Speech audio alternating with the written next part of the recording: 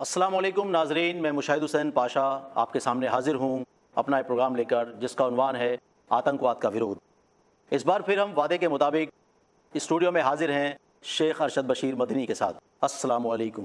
وعلیکم السلام ورحمۃ اللہ وبرکاتہ۔ ناظرین، پچھلے ایپیسوڈ میں شیخ صاحب نے ہمارے سبھی سوالوں کا جواب دیتے ہوئے یہ ثابت کیا کہ اسلام کے سبھی ارکان امن کی حمایت کرتے ہیں۔ اور شیخ صاحب، اسی کے تعلق سے میرا اگلا سوال ہے کہ محمد صلی اللہ علیہ وسلم پر یہ الزام ہے یا اسلام پر یہ الزام ہے کہ محمد صلی اللہ علیہ وسلم کا اصل مقصد کیا تھا؟ کیا وہ مشرکینوں کو، کافروں کو مار دینا چاہتے تھے؟ محمد صلی اللہ علیہ وسلم مارنے کے لیے نہیں، رحمت للعالمین بن کر آئے۔ محمد صلی اللہ علیہ وسلم سارے انسانیت کو بچانے کے لیے آئے، جیسا کہ صحیح مسلم کی روایت سے ہمیں پتہ چلتا ہے، حدیث نمبر 6613 کہ عن ابی ہریرہ رضی اللہ تعالی عنہ، ابو ہریرہ رضی اللہ تعالی عنہ سے مروی ہے، قیلا یا رسول اللہ صلی اللہ علیہ وسلم، کہا گیا اے اللہ کے رسول صلی اللہ علیہ وسلم، ادعو علی المشرکین، آپ مشرکین پر بددعا دے دیجئے تاکہ مشرکین ختم ہو جائے۔ نبی اکرم صلی اللہ علیہ وسلم نے ارشاد فرمایا، لم ابعث لعانا انما بعثت رحمہ، میں لعنت کرنے والا بنا کر نہیں بھیجا گیا ہوں، میں تو رحمت بنا کر بھیجا گیا ہوں۔ اس سے کیا پتہ چلا کہ نبی اکرم صلی اللہ علیہ وسلم پوری انسانیت کو قتل کرنے کے لیے نہیں آئے۔ اگر نبی اکرم صلی اللہ علیہ وسلم کافروں اور مشرکوں کو قتل کر دینا چاہتے تھے تو پھر فتح مکہ کے موقع پر پورا موقع تھا کہ ہاتھ میں تلواریں تھی، جاباز صحابہ کرام تھے، ایک اشارے پر قتل کر سکتے تھے۔ اگر اس وقت پر بھی نبی اکرم صلی اللہ علیہ وسلم قتل کا حکم دیتے تو دنیا کی کوئی عدالت نبی اکرم صلی اللہ علیہ وسلم کے اس عمل کو غلط بھی نہیں کہہ سکتی تھی، کیونکہ یہ وہ لوگ تھے جنہوں نے نبی اکرم صلی اللہ علیہ وسلم کو مکے سے نکالا تھا، یہ وہ لوگ تھے جنہوں نے نبی اکرم صلی اللہ علیہ وسلم کی عزت کا جنہوں نے کھلواڑ کیا تھا، یہ وہ لوگ تھے جنہوں نے صحابہ کرام کو تپتی ہوئی ریت پر گھسیٹا تھا، یہ وہ لوگ تھے جنہوں نے ایک نہیں دو نہیں مسلسل 21 سال جنہوں نے نبی صلی اللہ علیہ وسلم کو ستایا تھا۔ اگر نبی اکرم صلی اللہ علیہ وسلم بدلے کے طور پر بھی اگر ان کا قتل کا اعلان کر دیتے، اور وہ خود بھی اعتراف کر رہے تھے کہ آج تو محمد صلی اللہ علیہ وسلم معاف نہیں کریں گے، لیکن نبی اکرم صلی اللہ علیہ وسلم نے جب آپ کو طاقت ملی تو آپ نے کیا کہا؟ کہا اذهبوا فانتم الطلقاء۔ صحیح بخاری کی جو شرح فتح الباری میں ابن حجر رحمۃ اللہ علیہ نے وہ پورا واقعہ تاریخی روایتوں کی روشنی میں ثابت کیا ہے، اور تاریخی اعتبار سے علماء کرام نے کہا ہے کہ وہ مشہور واقعات جس کی سند ضعیف حدیثوں کے اندر جتنا باریکی سے تولا جاتا ہے، تاریخی روایتیں اگر مشہور ہو جائیں، قرآن اور صحیح حدیث سے ٹکراؤ میں نہیں آتی ہیں، تو ایسے تاریخی روایتوں کو اگر معتبر علماء نے اپنی کتابوں میں درج کیا ہے تو یقیناً بیان کیا جا سکتا ہے۔ تو نبی اکرم صلی اللہ علیہ وسلم نے فتح مکہ کے موقع پر آپ نے معافی کا اعلان کیا۔ نبی صلی اللہ علیہ وسلم چاہتے کہ اگر سب کو قتل کر دے، مشرکین کو، نہ ماننے والوں کو، یا زبردستی کرے، تو طائف کے وقت پر بڑا اچھا موقع تھا۔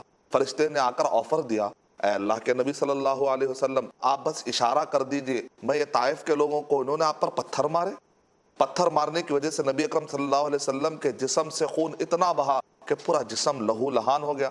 کیا بنیاد پر انہوں نے مارا؟ کیا نبی اکرم صلی اللہ علیہ وسلم نے ان کی زمین چھین لی تھی کیا؟ نہیں، نبی اکرم صلی اللہ علیہ وسلم تو ان کو جہنم سے بچانے کے لیے گئے تھے۔ تو نبی اکرم صلی اللہ علیہ وسلم کے بارے میں ایک اورینٹلسٹ نے کہا کہ محمد صلی اللہ علیہ وسلم کی میں نے پوری زندگی پڑھی تو محمد صلی اللہ علیہ وسلم کے زندگی کا خلاصہ یہ نکلا کہ وہ اپنے سے زیادہ سامنے والے کا خیال رکھتے تھے، کیونکہ نبی صلی اللہ علیہ وسلم خود تو خون میں نہا رہے ہیں، سامنے والے پتھر مار رہے ہیں، لیکن فرشتہ آ کر آفر دے تو آپ آفر کو یوز نہیں کر رہے ہیں کہ ان کو بدلے میں مار دو، کہہ رہے ہیں کہ نہیں، مجھے اب بھی امید ہے کہ اللہ تعالیٰ ان کی نسلوں میں سے ایسوں کو لائے گا جو ایک اللہ کی بات کریں گے۔ یعنی محمد صلی اللہ علیہ وسلم اپنے خون کی، اپنے زخم کی خاطر یا اس کی فکر کرتے ہوئے سامنے والے کو نظر انداز نہیں کر رہے۔ اور اسی طریقے سے نبی اکرم صلی اللہ علیہ وسلم کا کتنا پیارا فرمان ہے، اگر اس پر بھی ہم غور کریں گے، صحیح مسلم کی روایت ہے، حدیث نمبر 5957 کے مطابق کہ نبی اکرم صلی اللہ علیہ وسلم نے ارشاد فرمایا، مثلی و مثلکم، میری اور تم لوگوں کی مثال ایسی ہے، انا آخذ بحجزکم، میں تمہارے پہلوؤں کو پکڑ کر کیا کر رہا ہوں؟ کھینچ رہا ہوں، اور تمہارا کام کیا ہے؟ تم پتنگوں کی طرح گویا کہ آگ کی طرف جا رہے ہو، میں کیا کر رہا ہوں؟ انا آخذ بحجزکم عن النار، آگ سے بچانے کے لیے میں آیا ہوں، اور تمہاری مثال یہ ہے کہ تم اندھے بہرے ہو کر اس قرآن سے حدیث سے دور ہو کر تم جہنم کے راستے پر جا رہے ہو. حلم عن النار، حلم عن النار، تم جہنم سے بچو، جہنم سے بچو، ہٹ جاؤ. یہ نبی اکرم صلی اللہ علیہ وسلم کا جذبہ، یہ حدیث ہے، یہ قول، یہ نبی صلی اللہ علیہ وسلم کی دعا، یہ فتح مکہ کی معافی، یہ نبی صلی اللہ علیہ وسلم کا جو طائف کے اندر کردار تھا، معافی کا اعلان تھا. یہ سب چیزیں ہمیں کیا بتلا رہی ہیں؟ نبی صلی اللہ علیہ وسلم کا صبر، نبی صلی اللہ علیہ وسلم کا حلم، بردباری، غصہ پی جانا، نبی صلی اللہ علیہ وسلم کی عفو درگزر کی یہ صفتیں.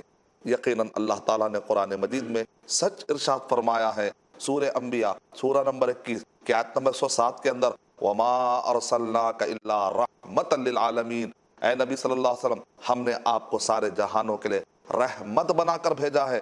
آپ کو لعنت والا یا قتل کرنا یہ آپ کا مقصد نہیں. اصل مقصد تو یہ ہے لوگوں کو جہنم سے بچانا، دنیا کی تباہی سے بچانا. وہ رحمان اور رحیم ہے، اس نے محمد صلی اللہ علیہ وسلم کو رحمت بنا کر بھیجا.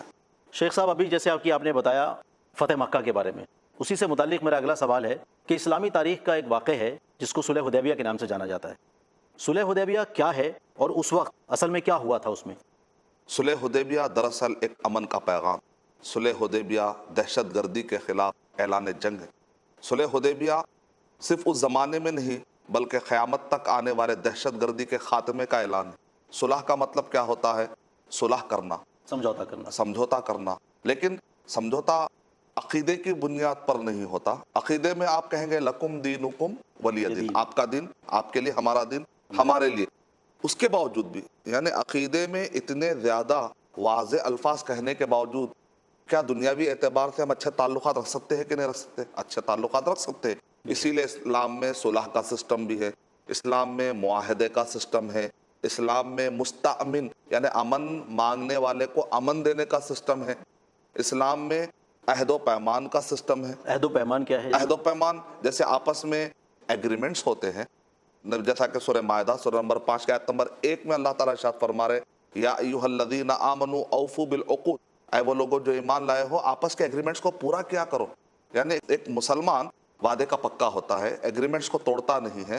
سورہ بنی اسرائیل سورہ نمبر 17 کے آیت نمبر 30 سے لے کر 36 کے درمیان وَأَوْفُوا بِالْعَهْدِ إِنَّ الْعَهْدَ كَانَ مَسْئُولًا، عہد کو پورا کرو کیونکہ قیامت میں جو عہد ہوتا ہے، ایگریمنٹ ہوتا ہے، اس کے بارے میں پوچھا جائے گا. تو بہرحال صلح کا سسٹم ہے، معاہدے کا سسٹم ہے، عہد و پیمان کا سسٹم ہے. تو یہ جو صلح ہے، صلح حدیبیہ، دراصل یہ واقعہ جو ہے اس وقت پیش آیا جبکہ نبی اکرم صلی اللہ علیہ وسلم اور صحابہ کے پاس اچھی خاصی طاقت موجود تھی. اس کے باوجود بھی جب اس زمانے کے نافرمانوں نے اور اپوز کرنے والے اس زمانے کے جو دشمن تھے انہوں نے نبی صلی اللہ علیہ وسلم کو، صحابہ کرام کو مکے سے ان کے اپنے گھروں سے نکال دیا تھا اور وہ جا کر مدینہ میں رہ رہے تھے. مدینے میں جا کر وہ سکون سے رہ رہے تھے تو اس زمانے کے دشمنوں کو وہ بھی اچھا نہیں لگا. عہد کو پورا کرو کیونکہ قیامت میں جو عہد ہوتا ہے، ایگریمنٹ ہوتا ہے، اس کے بارے میں پوچھا جائے گا.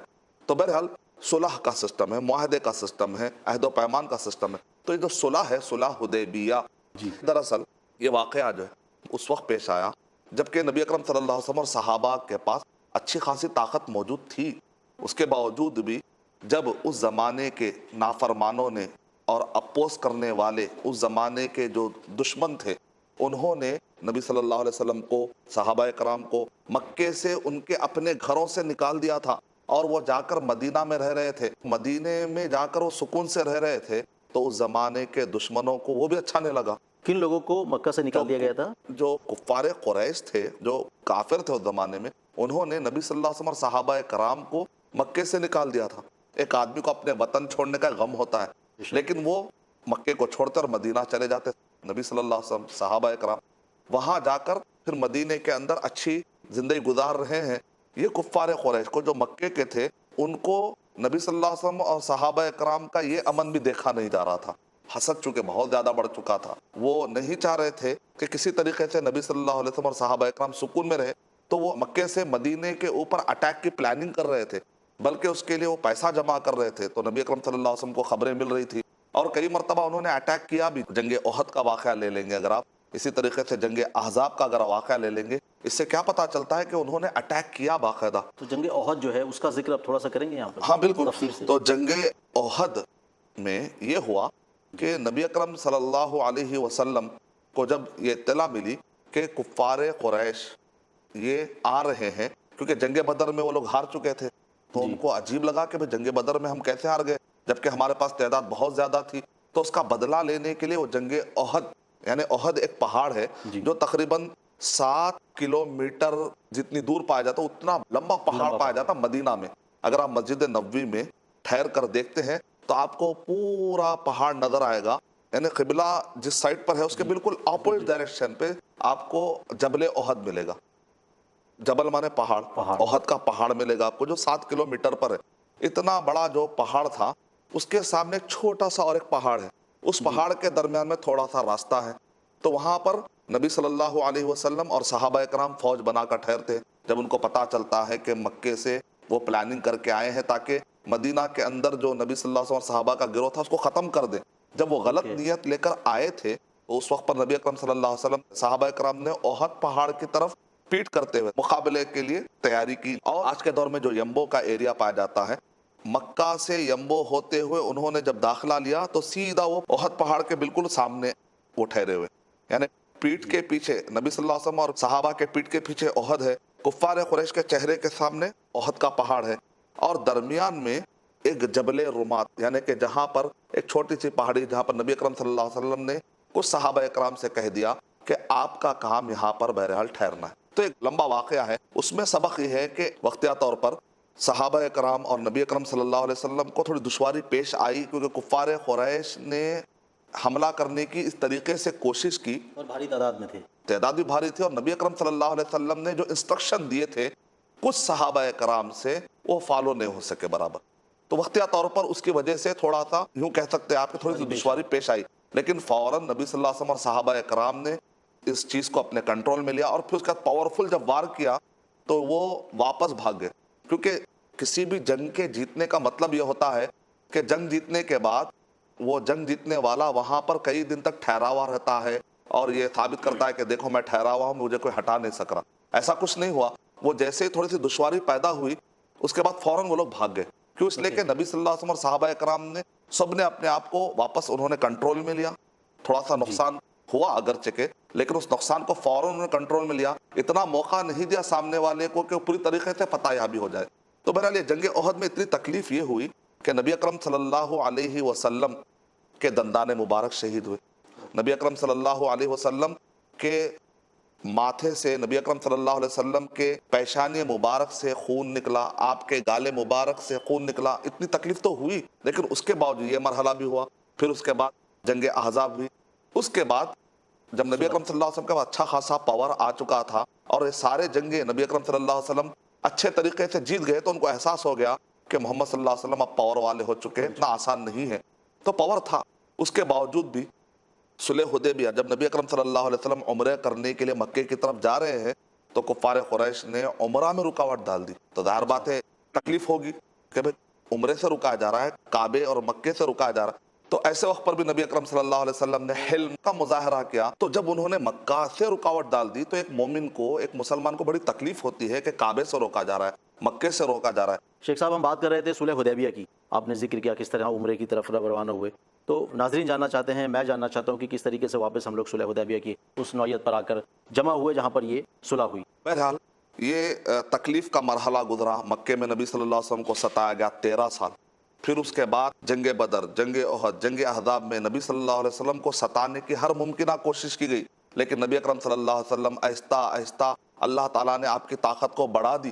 اتنا پاور جمع ہونے کے باوجود بھی آدمی میں صبر بھی ہو، حلم ہو، بردباری ہو، تو محمد صلی اللہ علیہ وسلم کی سیرت ہے. وہ کیسے کہ صلح حدیبیہ کے موقع پر انہوں نے روک لگائی. کہاں پر؟ مکہ جانے سے، کعبہ جانے سے. لیکن نبی اکرم صلی اللہ علیہ وسلم اس روک پر کیسے برداشت کا مظاہرہ کرتے ہیں. تو بہرحال ایک لمبا واقعہ ہے. اس میں ہمارے لیے جو سبق ہے، جو ہمارے لیے ٹاپک سے متعلق ہے، وہ یہ ہے کہ انہوں نے ایسے ایسے معاہدے کے لیے پوائنٹس پیش کیے. جنرلی صحابہ کرام اس چیز کو کہہ رہے تھے، اے نبی اکرم صلی اللہ علیہ وسلم کیا ہم اخبر نہیں ہیں؟ اے نبی اکرم صلی اللہ علیہ وسلم کیا ہمارے پاس طاقت نہیں ہے؟ اے نبی صلی اللہ علیہ وسلم کیا آپ اللہ کے سچے رسول نہیں ہیں؟ آخر ہم ایسا کیوں ان کے سارے چیزیں مان لیں؟ نبی اکرم صلی اللہ علیہ وسلم ہمیشہ صلح کے لیے تیار رہتے. آپ نے کہا کہ اگر یہ لوگ مجھے امن کے لیے صلح کے لیے بلائیں گے تو میں ہمیشہ امن کے لیے آگے بڑھوں گا۔ نہ صرف آپ نے کہا بلکہ پریکٹیکلی آپ نے صلح حدیبیہ کے موقع پر، حدیبیہ ایک ایریا کا نام ہے، اس ایریے پر چونکہ ٹریٹی ہوئی، اس کو کہتے ہیں ٹریٹی آف حدیبیہ، اس ایریے میں چونکہ یہ ٹریٹی ہوئی، اس کا نام ہے صلح حدیبیہ، آپ نے ایسے صبر کا مظاہرہ کیا۔ دنیا میں جہاں کہیں پر بھی امن کی جب بھی بات ہوتی ہے تو لوگ کہتے ہیں ہم صلح حدیبیہ والا امن والی بات کرتے ہیں، تو اتنی بڑی مثال بن گئی تاریخ۔ تو اس سے کیا سبق ملتا ہے؟ اس سے سبق یہ ملا کہ نبی اکرم صلی اللہ علیہ وسلم کا اپروچ جو تھا وہ پیسفل اپروچ تھا، امن چاہتے تھے۔ صلح پسند انسان تھے۔ نبی اکرم صلی اللہ علیہ وسلم مار کر قتل کر کے جہنم میں پھینکنے کے لیے نہیں آئے تھے، بلکہ وہ لوگوں کو جہنم سے بچانے کے لیے آئے تھے۔ وہ پورا موقع دیتے تھے سامنے والے کو کہ وہ اسلام سمجھے تاکہ وہ جہنم سے بچ جائے۔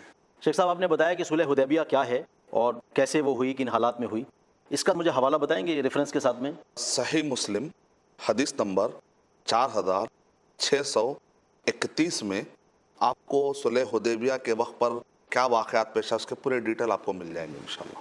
جی شکریہ شیخ صاحب، وقت اجازت نہیں دے رہا ہے آگے بڑھنے کے لیے۔ ناظرین، شیخ صاحب نے کس طریقے سے محمد صلی اللہ علیہ وسلم پر جو الزام لگے تھے ان کے بارے میں ذکر کرتے ہوئے، اور کس طریقے سے ان پر یہ بھی الزام ہے کہ مشرکین اور کافروں کو قتل کر دینا چاہتے تھے، بہت ہی صفائی سے، بہت ہی اچھے سے حدیث اور قرآن کا حوالہ دیتے ہوئے شیخ صاحب نے ہمیں اس کی تفصیل بتائی، کس طریقے سے اسلام اور آتنک بعد ایک دوسرے سے جدا ہیں۔ اور اسی سے متعلق دوسرا ایک سوال تھا کہ اسلام کی تاریخ کا ایک واقع صلح حدیبیہ میں کس طریقے سے مشکلیں محمد صلی اللہ علیہ وسلم کے سامنے پیش آئیں۔ شیخ صاحب نے پورا حوالہ دیتے ہوئے حدیث کا اور قرآن کا اس کا پورا ذکر بتایا کہ صلح حدیبیہ کیا ہے، کن حالات میں ہوئی، کس طریقے سے مسلمانوں پر ظلم ہوئے، کافروں نے اور مشرکوں نے ان کے اوپر ظلم کیے۔ ناظرین، اگلے ایپیسوڈ میں ہم پھر حاضر ہوں گے شیخ صاحب کے ساتھ کچھ اور آتنکواد پر برننگ ایشوز کو لے کر، جس پر ہم کھل کے بات کریں گے۔ تب تک کے لیے میں مشاہد پاشا آپ سے اجازت چاہتا ہوں۔ السلام علیکم ورحمۃ اللہ وبرکاتہ۔ اللہ حافظ۔ السلام علیکم ورحمۃ اللہ وبرکاتہ۔